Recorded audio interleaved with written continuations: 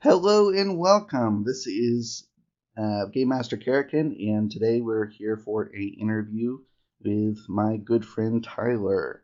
He is a laser optical engineer, and I have arranged for an interview with him on different topics in CNC universe regarding lasers. So, everybody, let's him introduce himself. Hey, yep. My name is Tyler, and I've been a laser engineer now for about 4 years, and went to school for optics and physics. And right now I'm working with fiber lasers. I worked with pulsed UV lasers, which is a diode pumped solid state laser that pumps through a crystal. And then recently just started working on defense lasers. So wonderful. First topic on here, and just for the people who might wander onto the channel and be not that familiar with some of these concepts, what is a laser exactly? Yeah, so that's a good question, because everyone's seen a laser, obviously. Yeah. There's Star Wars lasers, and there's the Star Trek lasers, and there's laser pointers and stuff like that. So what exactly are we talking about? Yeah. So it's one of those interesting things that everybody's seen and everyone uses it every single day, right? Even from scanners at the store to, I mean, all the time, right? They're in your CD players, everything. But most people don't know what they are. So it's an acronym, and it stands for light amplification by stimulated emission of radiation. But what exactly is that? So if you want to know how a laser works, you have to kind of go back to the basics of what people know about atoms, right? And so you think about an atom, it has a nucleus, it has electrons going around, and the electrons can go to different energy levels, right? If they are energized. And so one way to energize these electrons to the higher energy levels is to shoot it with light, right? So if you have a photon of light that has the exact same amount of energy as that next energy transition, then the electron can absorb that photon and then go to that next energy transition. And so if you have a crystal that has a bunch of these atoms in it, then you can essentially pump it and get all these electrons to the higher energy levels, right? But what happens there is they'll spontaneously decay. Not stimulated, but they'll spontaneously decay, which just means that after some amount of time, they will skip down to the lower energy level again and re-emit that photon. But the problem with spontaneous emission is that it is not coherent. So what that means is that the photons will go out at any random angle, any random phase, any random polarization. That's not very good because it's just spreading out essentially. That's called spontaneous emission. But if you go ahead and you are able to capture some of these spontaneous photons with a mirror or something and send it right back down the line that it came from, then this spontaneously emitted photon, if it interacts with an atom that is now in that higher energy state, it'll actually stimulate that emission. So it'll actually trigger that electron to skip down. And now what happens when you stimulate the emission is that photon will actually come out at the same exact angle, the same exact polarization, and the same exact phase as the one that stimulated it. So now you have two photons that are basically coherent. And if those now come back in, they can stimulate two more, right? So now there's four that come out with coherent. And it basically creates this avalanche effect where all of a sudden now we went from spontaneous emission everywhere to all that light is now kind of coming along one line. But you have to have those mirrors in the right exact spot so that you can basically trigger that effect, right? So that's really what a laser is, and the goal of laser engineers to be able to basically take this idea and try to create the most efficient, powerful lasers that you can, right? Awesome.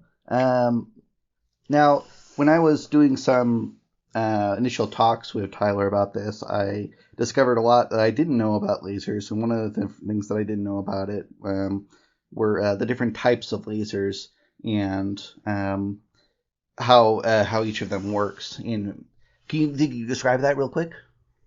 The different kinds of lasers. Yeah. So, for example, like pulsed versus CW versus fiber lasers, that kind of stuff. Yeah.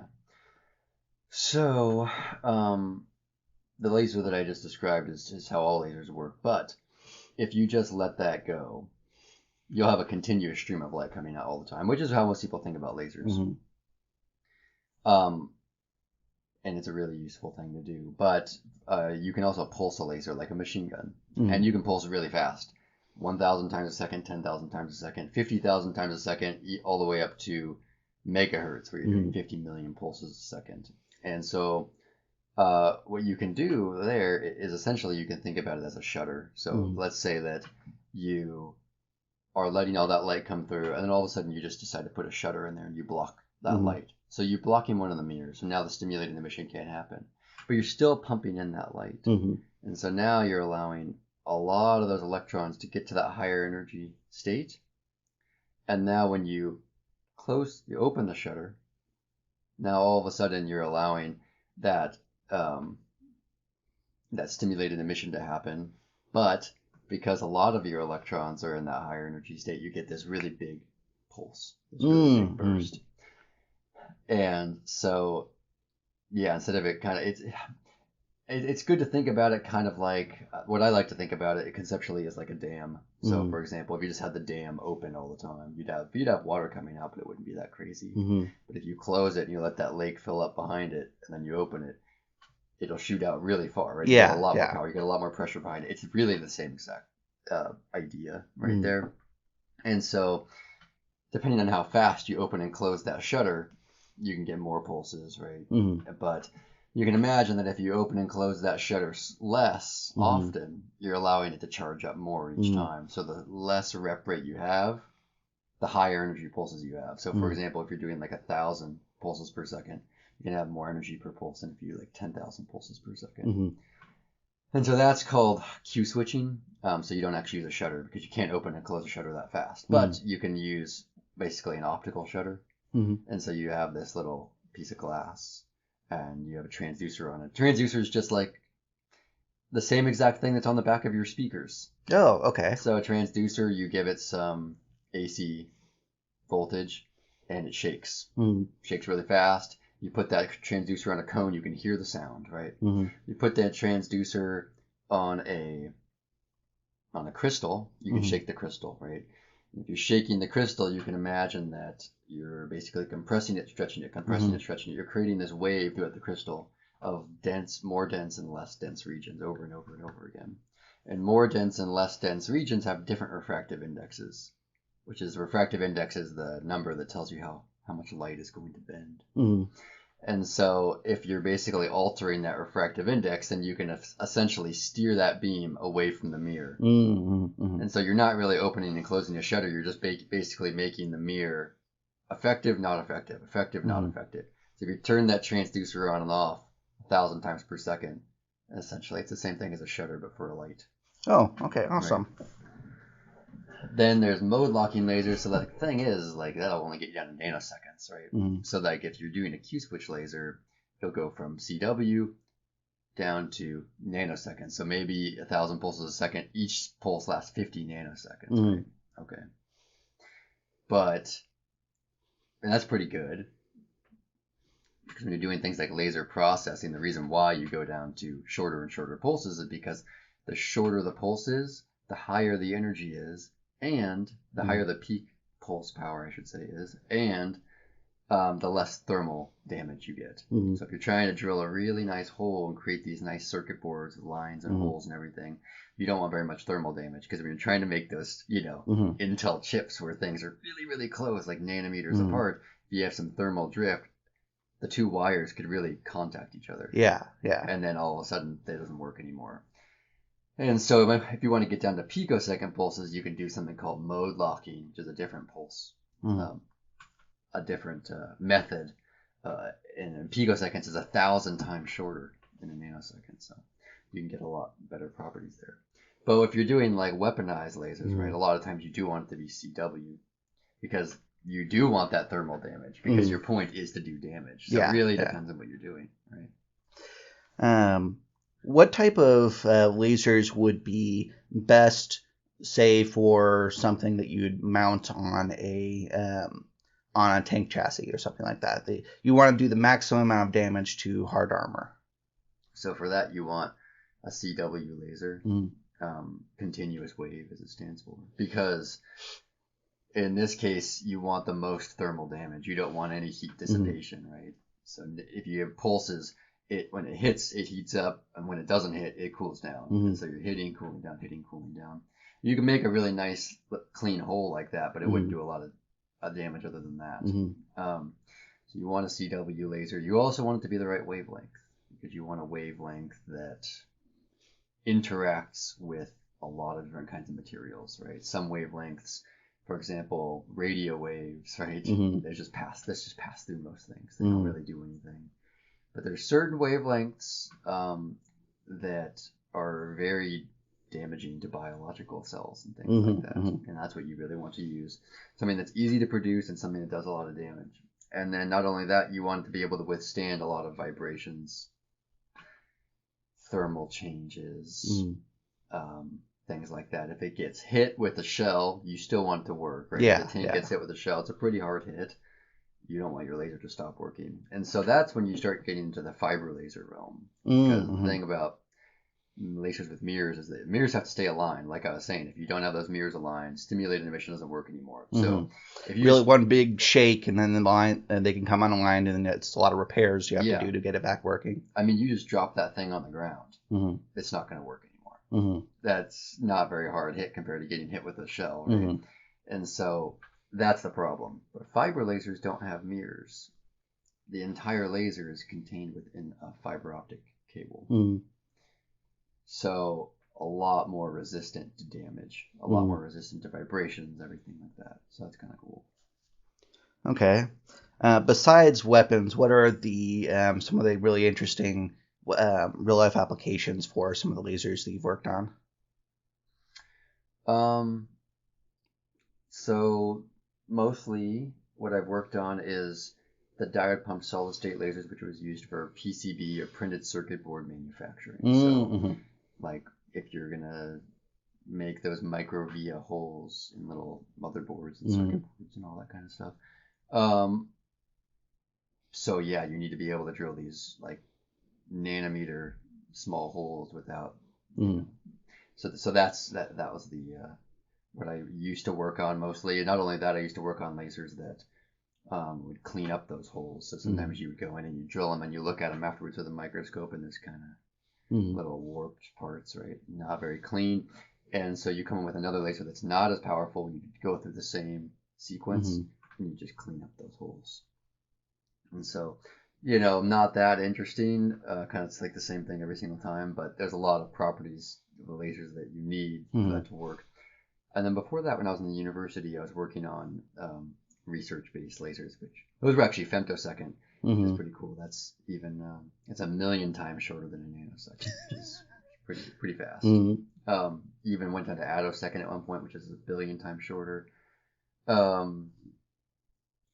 And those were used for what they call pump probe spectroscopy, which is essentially studying the inner electron dynamics of different atoms. Because you can try to use quantum theory to describe a lot of atoms, but it becomes really difficult past a certain point. And so you do need experiment to drive the model. And so you can do some experiments like pump probe spectroscopy, where you actually shoot the atom with a laser.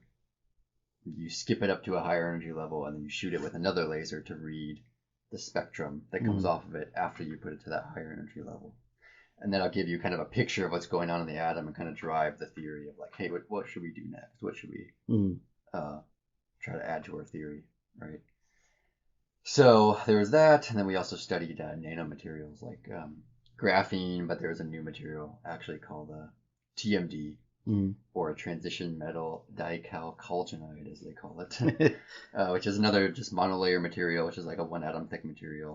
And we would shoot those with the lasers, try to figure out the optical and electrical properties of them that might be useful for future use. Yeah. Okay. Now we're getting into some of the lasers that might be used in Command and Conquer in the different. We're going to get into weaponized lasers now.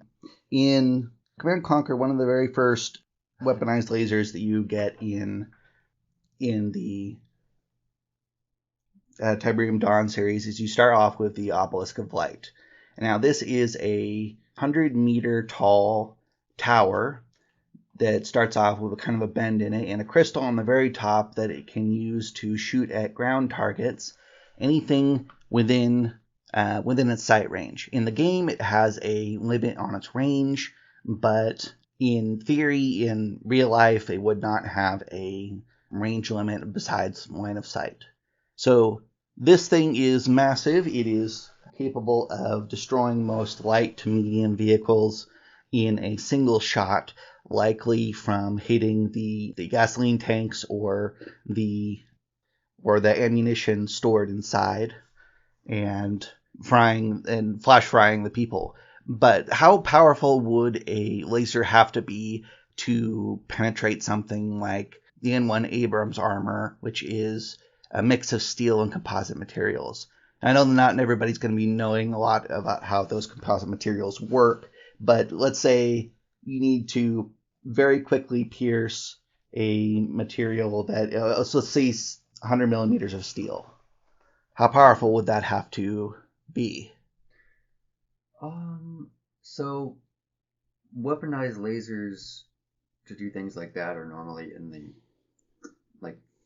megawatt range. It is kind of what we're looking at, and it's 1,000,000 watts. And so like the light bulbs that we have around us are normally 100-watt light bulb or something, which so obviously a lot more powerful than that. But not only that, but this light, you have to think about it, is concentrated. The light bulbs go in all directions, and it spreads out pretty quick. But if you concentrated 100 watts of light into a few micron spot, now that'd be pretty hot. It would burn you, even 100 watts. Like a light bulb power would be really, really hot if you touched it.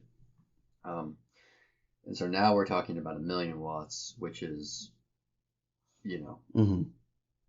like over 1,000 times. Well, yeah, like 1,000 times stronger than that. Right? And so, that's how powerful you would need it to be. In this picture that I'm looking at right now in the game, it comes out as red, which is like a good visual representation. But what people should realize most of the time in real life is that, unfortunately, lasers aren't that cool because they're invisible most of the time. Yeah. I mean, they can. There are red lasers. They exist. Helium neon lasers, for example, are red. But again, you have to choose that wavelength that interacts with the material. And so in real life, you probably wouldn't be able to see it. Yeah, that's one of the things that I talked about in my video about the obelisk is, and about a lot of the lasers that you find in the Command and Conquer series is that they are usually silent. When they fire, unless you're very close to them, you don't really hear the capacitors whirring up to deliver the power to shoot it, and you don't really hear anything as it's being fired. You also don't see the laser. So if you imagine if you're on a battlefield and you don't quite see where the tower is, this thing can hit you from a mile away and you won't know what hit you or from what direction. Something will just, boom, explode. Yeah. And that is a major avenue of intimidation on a battlefield like this. They use the red lasers in game to show you, exactly where they're hitting and what kind of damage they're doing and stuff like that. But if we were talking about Command and Conquer in real life, this would be just way more terrifying. Yeah. I mean, I can see why they made it red in the game, because otherwise you'd be like, what's happening in the game? You have no idea. Yeah. Which is like, but yeah, in real life, usually you can't see it at all. It's, in fact, when I'm working on the lasers in real life, like it seriously looks like I'm doing nothing. you're looking at meters and stuff that can see this, Mm-hmm. and so you're just like you know where it is because you just kind of like you work with lasers a lot, and so you like kind of can follow the mirror path just by looking at it.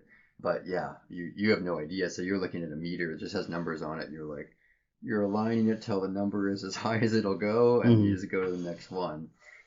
But yeah, and what you could use though in real life, you could use an aiming laser that possibly could be red. But even so, most of the time aiming lasers are infrared. So one of the reasons for this is because visible light scatters faster than like longer wavelength light. And so if you want to travel really, really far without like dissipating the light or getting absorbed or anything like that, you have to choose longer wavelengths.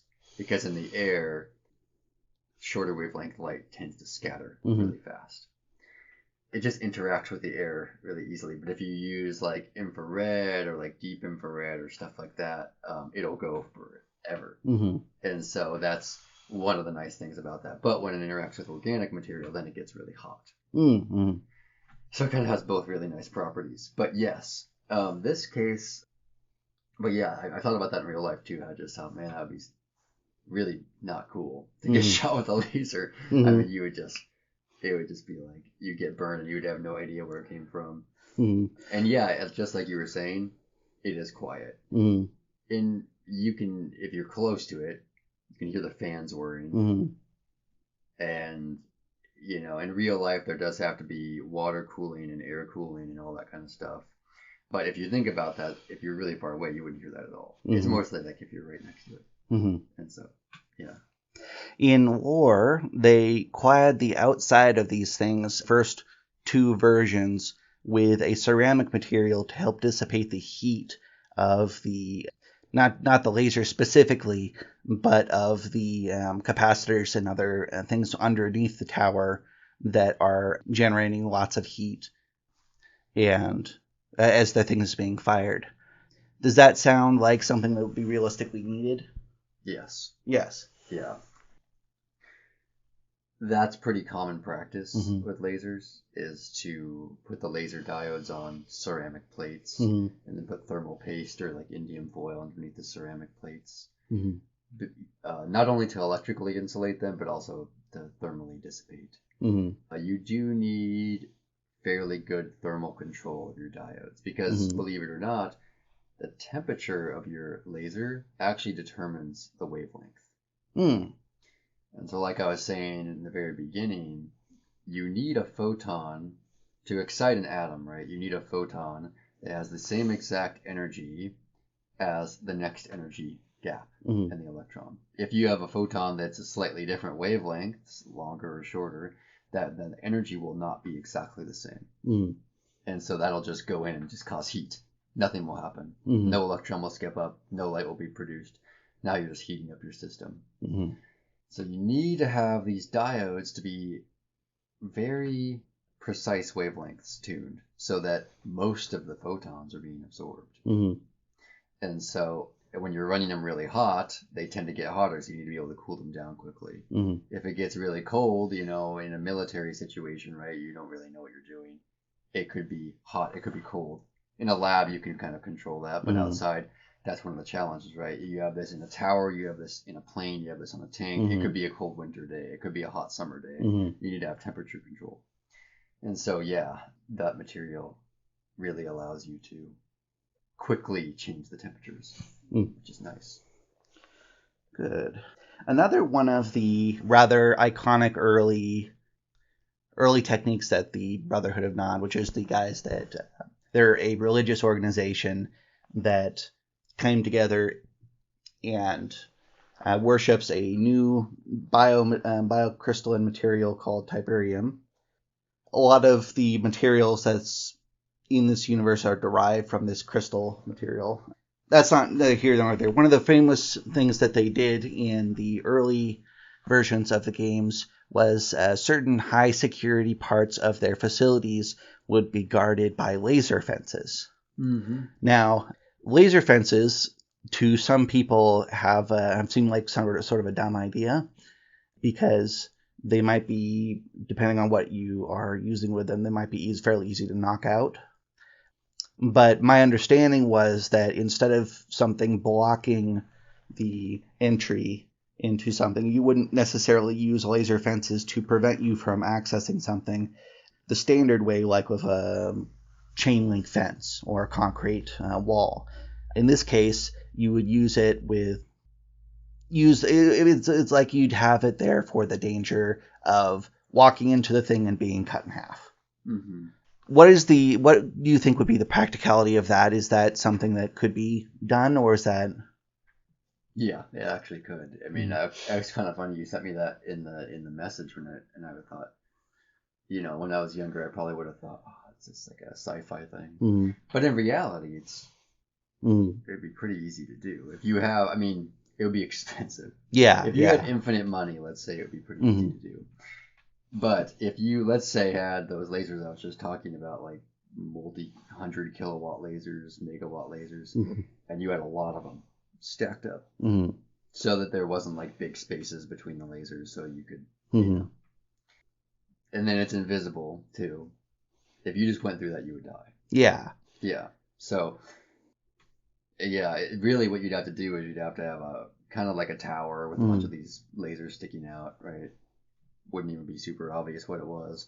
And then over here, you could either just have the lasers just going into space, or if you wanted to contain them and actually create a fence, you could have another post that had a bunch of beam dumps just to make the power dissipate, right? If you wanted to create like an actual square. So really, yeah, you could do that. I mean, you just use the same exact weaponized lasers, but you would just put them in a fence pattern, which is kind of cool. Yeah, it seems like a really interesting idea, especially when you take into account, like you said, that these would be not like in the game where you'd see the lasers, the red fences, and know what to do. Imagine being a GDI soldier infiltrating one of these bases, or say Havoc from Renegade, and you see these posts there in front of a building. Now, these posts don't prevent you from shooting through it. So if you have a tank or something, you can obviously shoot through the thing and explode whatever's on the other side. But it does prevent infantry from getting inside there, and you wouldn't necessarily know unless you were very heavily briefed that this is what this looks like. Imagining that these posts don't have to look. Imagine if they were properly camouflaged, they might look like a chain link fence bit, or they might look like anything you can think of to disguise the fact that they're using these lasers here to defend an area, which can make approaching these structures very, very dangerous. Now, like you said, it's probably extremely expensive, which is probably the reason they didn't use it past the first game. Yeah. Past the first game into the second game, yeah. It would be so much money. Yeah. Because, it takes a lot to build one of these lasers. Because you have to think about it, like when I'm talking about kilowatt, megawatt lasers, it's not one laser that's doing this. In order to make these lasers, you have to do what's called beam combining or coherent beam combining. Because there's actually, one of the issues with building lasers is there's a lot of limitations. You can't just go like, oh, I'm just going to put more laser diodes in. You think you could, right? I mean, it doesn't seem super obvious, but you think you could just keep putting power and you get more out. But you have a lot of like limiting effects. Usually they're called like nonlinear effects. So you have these things called like stimulated Raman scattering, stimulated Brilliant scattering, things like this, which basically is like you get to a certain power threshold and it just starts like reflecting the power back into itself and destroying itself. Like the lasers, the materials don't really like getting that hot, that powerful. And so you can only get these lasers up to like a few kilowatts, which is, I mean, that could still burn you pretty bad. But, if you want to get it to hundreds of kilowatts, you need to have like 10, 100 of these lasers. And then you need to combine the beams all together into one. And then combining them is a whole nother thing, right? You need to overlap them perfectly. You also need to overlap them not only perfectly in space, but also in phase and polarization. Everything like that. Otherwise, it doesn't really add up. They'll just cancel each other out. And so that's pretty tough. And so you're looking at like hundreds of millions of dollars per laser. Really? Yes. Interesting. Now, The Brotherhood is an organization that was composed mostly of Eastern European and Middle Eastern, Central Asian, and some parts of China. Now, a lot of these things, just after the Soviets collapsed, and that seems like it might have been part of the reason why they weren't able to get as far as they were. They were advancing technology extremely swiftly, but they were also putting a lot of money into projects that might have been more effectively spent simply like with the laser fences on a large concrete wall that could prevent people just from sheer scale. Next thing we're looking at is the beam cannons, which is on the next tab there. And this is a weapon from Command & Conquer Tiberium Wars, and it is like a buggy that has a large laser on the back of it. And this is where I want to talk about what sort of logistics you need in a vehicle, say a tank, or like more closer to this would be sort of like a Humvee, that what kind of engine or power supply you'd need for you to be able to fire something like this on a battlefield setting. Yeah, so in terms of power, like that's the trickiest thing really, because these things need to be water cooled, they need fans, they need a lot of power just to make the laser go. And they're not, I mean, nothing's really that efficient, right? You think about gas engines, they're not really efficient at all, but they're going at different RPMs. They're jumping around as you're moving. yeah. So you really need a generator for this rather than a running it off of a turbofan engine or something like that, I imagine. Yes. Yeah. Or a really, really big battery. One of the nice things about this is that you're not continuously firing, right? It's not like for like hours. It's like you just turn it on and then it turns off.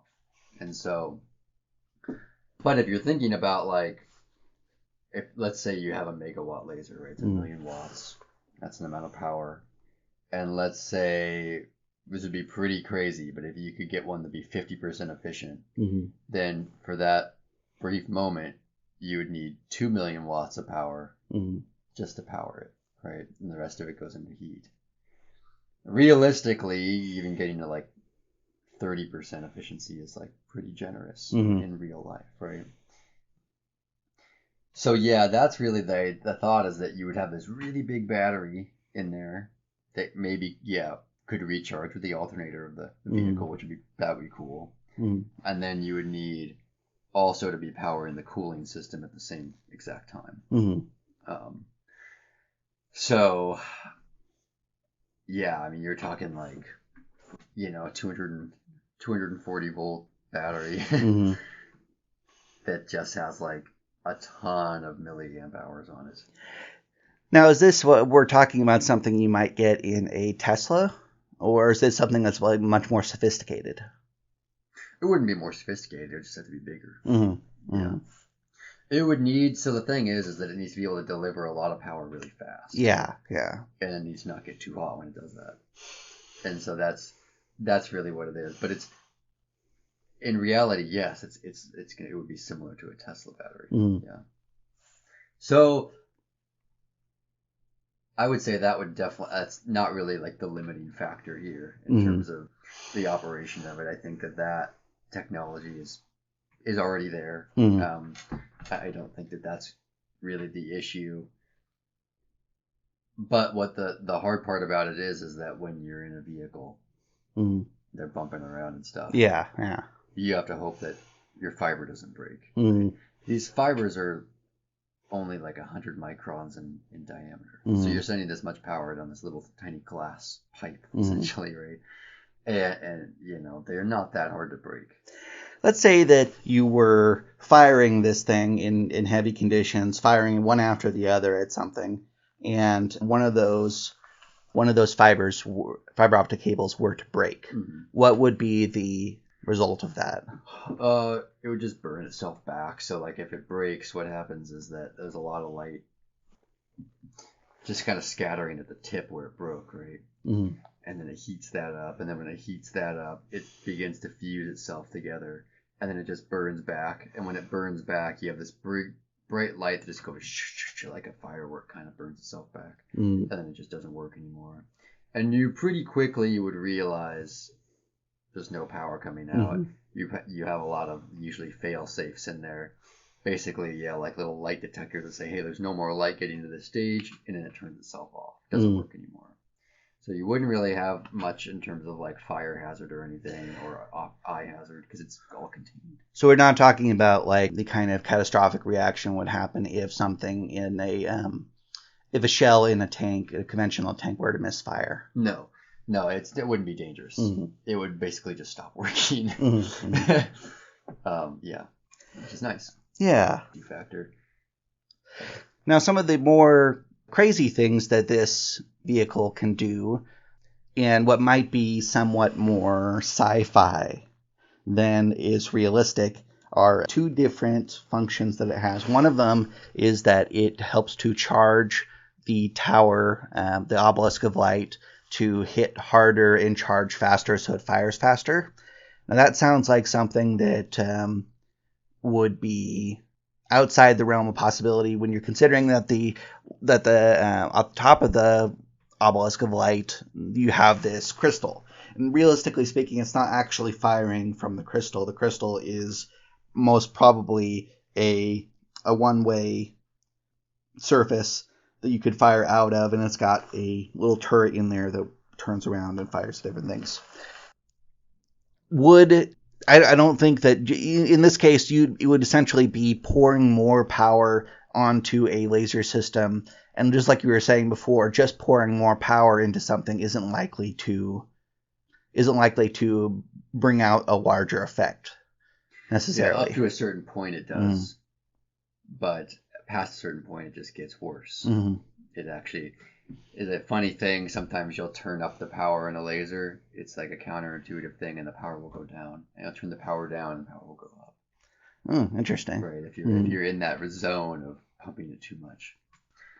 So, but I will say that it's not necessarily a bad idea, because there is different ways of operating a laser. So the ways I was talking about is you pump it with some diodes that energizes the atoms and the light comes out. But there's two different ways. So like that's what happens when you are basically making your own oscillator cavity. So you have your mirrors reflecting things. But let's say there's two different ways to stimulate emission. You can either have it self-start, where you have the spontaneous emission reflecting off of these mirrors, and then that triggers a stimulated emission, or you could have no mirrors, and you could have the gain medium getting pumped up by these diodes, and then you could have a second laser come in from a different source that they call a seed source, and then that is the same wavelength, and then that is actually stimulating the emission. So it's not completely impossible for something like this to work. It'd just be very complicated, you think? It would be hard to aim it right, but if you could aim it right, then I mean, that's like actually how the fiber lasers work that we're using, is that we're actually building what's called a fiber amplifier. And so there's no mirrors. We're just shooting a little tiny seed laser in there. That's stimulating the emission into like 3 stages, and then the light comes out. So no, that's not a bad idea at all. It's just most of the time you don't see a laser that can operate in both realms, right? Because you're saying this one could operate by itself and also with this. So it's almost like it would have to operate in 2 different modes. So you'd have to be like have 2 systems in one. So okay, now it's operating in the self-starting mode, and then now it's operating in the fiber amplifier mode. And in that mode, it can actually maybe be more powerful, right? Charge it up faster. That could be true, because really in reality, there's these things called that's why you have several stages. That actually mitigates some of those effects. So if you have like, you can't just get to a kilowatt in the first stage of an amplifier, but you can get to like 20 watts in the first stage. The second stage you can get to like several hundred watts. The third stage you can get to kilowatts. And so maybe that's what's happening here, is that in reality you are just like, oh, we have this 5th stage of amplification, and the seed is coming from this truck. And then now that's what's seeding this fifth stage of amplification, which couldn't be accessed before. Mm-hmm. And so maybe it's just something like that. That's kind of what I'm thinking, but it's not at all an unrealistic situation. Interesting. That was one of those things that I would have thought you would have said absolutely no way that that's feasible, but that's very interesting. You know, one of my favorite things about this series is just how much of it is actually fairly realistic. Yeah. Okay. The next bit. It's a cool idea. Yeah. It's a cool idea. I wouldn't expect them to do that. This next thing that the beam cannon can do is maybe something that's more far-fetched or less far-fetched, but it works in cooperation with a helicopter which is a large VTOL helicopter that stands over an area, and the beam cannon will fire at it, and it essentially hits a bunch of these mirrors that reflect the concentrated laser into a lot of different directions, plastering in a large area with less lethal but still very hot lasers. It looks kind of like a disco ball in the game, but it essentially is just redirecting it, like shotgun blasting areas with infantry killing lasers. Uh-huh. Now, is that something that you could see? I mean, obviously, the biggest problem that I can think of would be the helicopters moving and the beam cannons moving, and how do you get that so it precisely hits exactly where you need to? Yeah, that part would be hard. Luckily, I don't work on the aiming side of things, but I do know a little bit about it. And so, if you wanted to hit something and have one beam split into several beams, you'd have to have several different wavelengths in there. Mm-hmm. So, like for example, a diffraction grating or a prism, or they all kind of work they kind of do the same thing, but everyone's seen the Pink Floyd album where you send a beam of light in different colors spread out. Okay, that's true, but lasers are pretty much one wavelength, right? Not very much different wavelengths. You're like 1,000 nanometers plus or minus 0.1 nanometers. That's what you get. So you're not having like red, blue, green, that kind of stuff. So if you send a laser beam at a diffraction grating, it's not really going to do that. Not very much. But there is something out there called spectral beam combining. So let's say that you combine beams, not coherently, so they're not really adding up, but you have several different colors. So maybe you have, when I say different colors, it's really the same color. Yeah, just very small variations of the color. Yeah, so you have like 1,000 nanometers, 1,010 nanometers, 1,020 nanometers. It's all infrared light. Yeah, but it does still act as a different color, right? Mathematically, it acts the same way. So we usually depict them as different colors when you draw it, like, oh, this is red. This is the red beam, the blue beam, the green beam. It's not really, but it helps you visualize it. And so let's say you have a whole bunch of those different wavelengths and you combine them. Now they're not adding up, but they are all in the same spot, and you have them. It's called combining them spectrally, and you send them to a diffraction grating. Now when they hit the diffraction grating, they will all go a different angle. And so if you have a spectrally combined beam, and you send it at a diffraction grating, then yes. Now, how could you steer them? Okay, so that comes with something that you would call spatial light modulator, which is basically a diffraction grating that you can control. So a diffraction grating is basically material that you put a whole bunch of different slits in, really, really close. 1,000 slits per centimeter or something, 10,000. Anyways, if you change the spacing of those, which, you can't if you just buy one, right? It's just going to be that way. But there are things out there that you can electrically control the spacing, essentially, of these slits. Then you could actually steer the beam. You can get them to go to different spots. And so that's pretty cool. If you wanted to steer them all in different directions, that what you could do is hit it with a diffraction grating, split it, and then have a spatial light modulator after that. And then each one of those beams would be hitting a diffraction grating of different slit spacing depending on what you want to hit.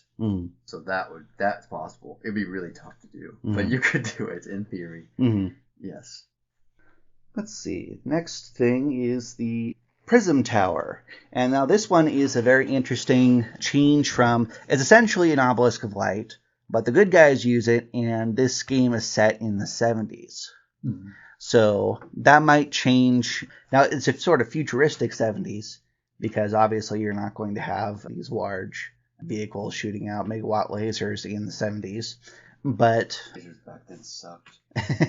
Yeah. Laser was invented in the 60s. Mm. Well, it was actually theorized in the 20s, but it wasn't. It was invented in the late 50s, and they were really bad up until like the 80s. Yeah. So, yeah. But this is set in the mid 70s, and so it might be a different kind of laser from what we were talking about with the obelisk of light. Now the listeners can't see this, but we are looking at a bunch of different pictures, and one of the properties of this tower is that it is connected by an AI program or a computer program that allows it to bounce its individual lasers off of or through additional towers to gain range when these things don't exactly have range to hit something. Now, in real life, these things would have an incredible range because there's no maximum range on a high power laser compared to what you might say like a maximum range of a cannon because of drop off and energy reduction. But is there any differences you can think of with the technology that was available at the time that might help to explain some of the abilities or make these impossible entirely? So it's interesting because what you're saying here is that if you just have one, the range is low, right? Yeah. So does that just mean that at a certain point it's just ineffective past a certain distance? Yeah, that's what in the game. What that means is that it can't target something beyond a certain point. Mm-hmm. But what I imagine what it is that if it targets something, let's say its top range is about 1 kilometer, and you want to hit something 1.5 kilometers away. By the time it gets to 1.5 kilometers away, its energy has dissipated enough that it's not able to efficiently damage a vehicle. Yeah. So it's interesting because people do assume a lot that lasers can just go forever. And I guess light can go forever, but it's really only effective if it's still collimated and it's still small, right? It's like the light bulb, right? You have 100 watts. If it's spread out, it's not very powerful, but it's in a really pinpoint. It's really, really effective. It would be really hot. So what could be happening with this is that each tower that it hits, it helps collimate it a little bit more, right? And that happens a lot, right? When you have lasers, you do have to have a lot of optics in there. If you just had a crystal shooting out a laser, it would just diverge really fast and it wouldn't be very effective. But you have to have some optics in there to kind of focus it along several axes. So you have to have cylindrical lenses to focus it on one axis, spherical lenses to focus it on both. You can have telescope systems, which actually make it smaller or bigger, right? And so one interesting thing here is that, you can even kind of see it in the picture, but it looks like the light gets bigger. That's a real thing in real life. The bigger the light is, the less divergence it has, which is good. So if you make light go from this small, maybe like 1 inch in diameter, right, just to think about it, to 5 inches in diameter, still a circle, it can go a lot farther now without diverging. So yes, it's less powerful, but it could still possibly be powerful enough, but now it can go a lot farther. Okay. So if you telescoped it up or up collimated it, as they call it, then you can get it to go a lot farther. If you make it really, really small, it'll actually diverge really fast. Interesting. So it could be coming out really small. This happens a lot in lasers because if it comes out of the crystal or the fiber, it's usually really small. And the light will just diverge, and so you have to have some lens systems to up-collimate it so that it's still powerful, still has enough irradiance, as they call it, which is watts per centimeter squared. But now it can go a lot farther because that is the point, right? If you're trying to shoot down something like 20 miles away, it needs to be able to get there without diverging. And so what I'm thinking here is it's not really like an energy conversion system where it's like not powerful enough to make it there. It definitely is powerful enough. It's just you need to have that energy still be in the same spot. And so I'm thinking more it's like an up collimation system. Yeah. And that would make sense with slightly more advanced 70s technology. Oh, you could do that in the 70s easily. Oh, okay, Yeah, cool. no, that wouldn't even be hard. That was a pretty standard practice. Mm-hmm. Yeah. Next thing we're looking at is the prism tank. It would just be a lens system, essentially. Mm-hmm. And then you might go, well, then why does it have to be this big? Because it's like a really cool looking tower. Mm-hmm. Well, one of the problems is like if you do have a laser that's that big, you do have to have very, very sophisticated cooling. Mm-hmm. Because when you heat stuff up, things bend. Mm-hmm. When things bend, then they get out of alignment, mm-hmm. right? That actually happens a lot with powerful lasers. You turn them up, like 10 minutes later, you look at your beam on your camera and all this stuff, and it's gone from the center, like off way to the right. Mm-hmm. Because it just heats up. If you keep it cold, if you don't keep it very hot, it stays there for a long time. And so you might need something like that, not only because you need big optics, right, if you have mm-hmm. a huge beam, but you also need big cooling systems. Mm-hmm. If you don't have big cooling systems, you're not going to be able to hit your target anymore. Right? Yeah. That's a big deal. Yeah, that makes sense. And the next bit on this is the prism tank, which is on the next tab there. And essentially it's a less powerful prism tower on a vehicle that has the same sort of range limitations, but one of the features that it has in game is that the light, when it hits something, it reflects in a lot of different directions and hits other things for less severe damage. And I'm not sure just how much more or less powerful the prism tower is, but let's say you had a sufficiently highly polished tank, that something you get very powerful reflections off of a vehicle. Would those be able to hurt a person or another vehicle? They could blind you. 100% they could blind you. But I don't think that it would be pretty tough for it to damage something, because it would be what's called a diffuse reflection. Mm-hmm. So unless you have like an actual tank that's made out of a mirror, then it's really not going to do anything other. Like if you're by it though, if there's a person by it, 100% a diffuse reflection off of a megawatt beam could blind you, but it's not really going to be hot enough to like destroy stuff. Yeah. So I would say no, I don't think you could actually like have a reflection and like penetrate armor or something. Mm-hmm. Yeah. Okay, so that's the first thing we've gotten to in this video that's kind of been debunked. Yeah. It's very interesting. I don't think you could do that. It would be, because I can kind of see it in this picture with it reflecting off of. Is that what you're? I don't see a particular picture in there that's doing that, but essentially what happens is it hits something, and a lot of short range beams hit other things nearby. Like. Yes, like that. Okay. Yeah. No, it wouldn't. You wouldn't be able to do that. No. Mm-hmm. Yeah. I mean, you might get something that's like kind of hot, and if there's like a person nearby, you might be like, "Oh my god, I can make it burnt." But if you're like trying to destroy like vehicles, I don't think so. Yeah. In theory, you could get something powerful enough that would happen, but probably not in a 70s setting. No, definitely not. Yeah. No, I mean like this kind of stuff happens all the time. But like, for example, if I'm working on a laser, because I've worked on lasers from the 70s in my last job, and if you had your glove in the wrong spot and there'd be some kind of a specular reflection, your glove would smoke. Mm-hmm. But it wasn't going to hurt you. Mm-hmm. You know, the lasers back then they were pretty bad. They were also lamp based, so like now I talk about like laser diodes. You have like a really precise wavelength pumping these things. You don't have very much thermal loss. But they had lamps back then, which didn't have very precise wavelengths. They had a lot of wavelengths. Like a lamp is like kind of like your light bulb, right? There's a lot of wavelengths coming out at the same time. It's not like 808 nanometers exactly coming out with like plus or minus hardly anything. It's like a whole bunch. And there just happens to be some 808 nanometer light in there. So that part's getting absorbed. Everything else is just heat. Because they didn't have laser diodes back then. And so, yeah, the lasers were incredibly inefficient back in the 70s. They were just garbage lasers.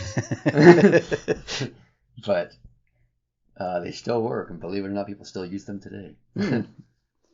Okay.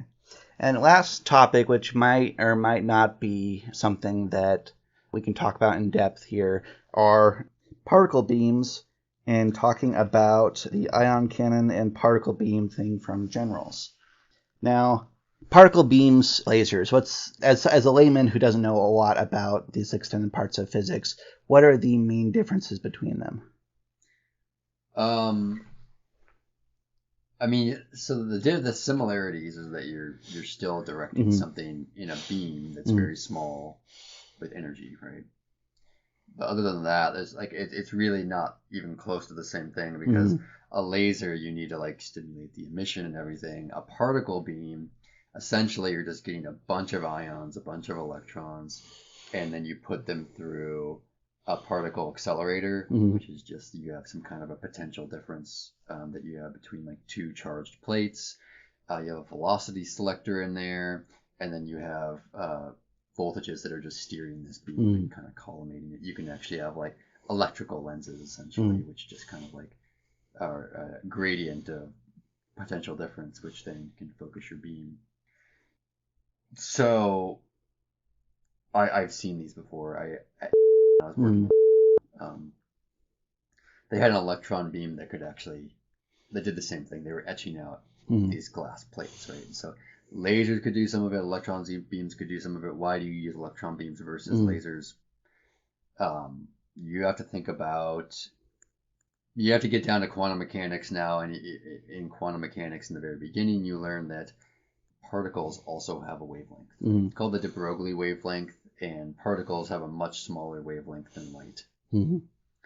And you're limited with how finely detailed you can make these little etched out pieces with light based on its wavelength. Obviously, you can't etch something out smaller than its wavelength, right? And that's kind of a problem, because what if your wavelength is 500 or like 355 nanometers? Okay, that's a UV light. That's a pretty common wavelength. Well, now you can only make things that are that far apart. but until you want to make things smaller, put more information in there. You get to electron beam, now you can. Right? Yeah, the wavelength is really, really small. The wavelength of an electron, the width of an electron, really, really small. But yeah, those are really cool. Like you look in those, I'm not gonna lie. If you want to see something like as sci-fi as it gets, that's like lasers really look so boring. They look like a box, and you look inside of it, and there's a fiber, and it's coiled up. It's not cool. Oh, there's a couple mirrors in a crystal, kind of cool. You see an electron beam, you have to be in an electrically isolated room with electric coils all throughout the wall, and if it senses a change in the electromagnetic field in the room, then it puts current in one of those coils to cancel that out so it doesn't steer the beam the wrong way. And then you have all these vacuum chambers for the electron beam to go through, so it's not scattering off of air. So you have like all these vacuum chambers in there, and then you have steering coils and all this stuff. It's insane. Yeah, I remember seeing it, and it's like, this is the coolest thing I've ever seen. But yeah, the result looks very similar to a laser. The mechanism is 100% not even close. Yeah. Well, talking about the more simple version of what we're talking about here is the particle beam from Command & Conquer Generals, and essentially this one looks like a giant column of light that falls from the sky and burns something. Now, this is a laser-based particle beam system that is based in space. Now, one of the very first hurdles there is it possible to fire a particle beam from space that it could maintain coherence or maintain damage to something on the ground, let's say from low Earth orbit or from contiguous orbit or geostationary orbit? Definitely not possible to do that, because if you're shooting an electron beam, there's a lot of charged particles in the air, in the atmosphere and everything. and that would just cause the beam to just, it would detract electrons this way and this way and this way, and it would just completely spread out. That's why in real life, when you have an electron beam, it has to be a completely evacuated chamber. So you suck all the air out of the chamber, because if it hits an air molecule, it's just going to scatter. And as the electron beam goes through the air too, it'll also ionize the air and then cause its own electric field. So it'll cause it to go different directions. So yeah, unfortunately, no. I mean, like, yeah, no, you wouldn't be able to do that. Yeah. Let's say you were to amplify the power of this to a point where that sort of end product of the electrons moving through the air would become dangerous. At what potential power level would it have to get to for that byproduct to become the main damage potential of the weapon?